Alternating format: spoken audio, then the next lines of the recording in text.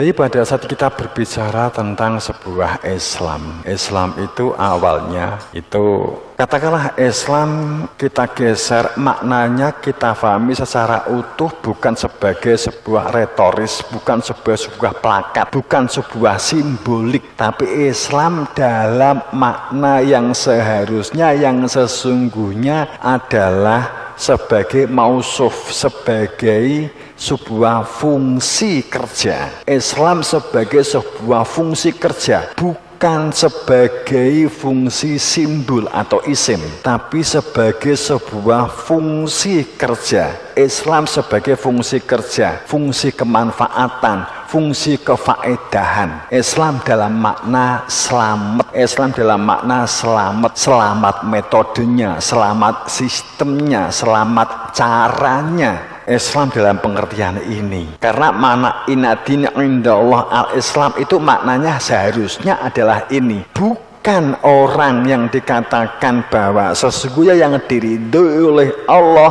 itu agama Islam dalam pengertian retorika, dalam pengertian simbolik. Kemudian kamu mengira Allah bangga kepada kamu karena kamu telah menjadi orang Islam dan menunjukkan simbol-simbol Islam. Kopiahan di mana-mana dengan lengkap, kopiah tumpuk pitu, umpamanya begitu. Sorban nganti nekek gulu, kan itu. Rudungan yang nganti pecotot kabeh awake. Simbol-simbol Islam, kemudian ini dikatakan bagian dari bangga aku menjadi orang Islam. Dan hebatnya lagi, kamu mengira Tuhan bangga dengan caramu beragama dengan menggunakan simbol-simbol Islam. Bahkan simbol itu sesungguhnya kamu ciptakan sendiri. Anehnya, kemudian kamu mengatakan inilah simbol Islam yang Allah bangga karena berpakaian Islam seperti ini. Contoh, sarung itu simbol orang, simbol santri.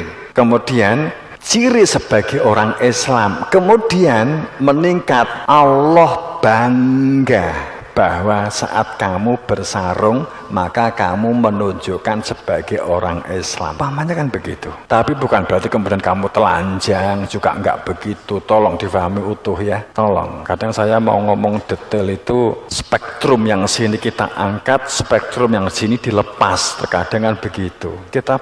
Kita berpikir secara hilirisasi, utuh gitu loh. Hilirisasi itu mulai dari benih, panen jangan dijual. Kamu harus bisa memproduksi sendiri. Ya itu hilirisasi namanya. Kan gitu Pak Jokowi programnya kan saat kemarin. Ya. Jadi pada saat kita berbicara tentang sebuah Islam, innadin, apalagi menggunakan innadin, dinnya juga tidak sekedar dal ya nun, ada alif lam di depannya dan ada tasdid.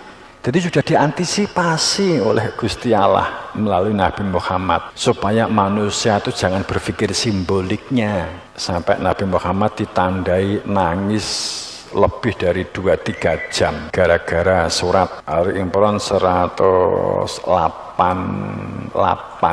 sampai 193. Menangis karena akan banyak sepeninggalku nanti orang berislamnya itu hanya simbolik, tidak tahu makna yang sebenarnya tentang Islam. Dan ini waktunya akan sangat panjang.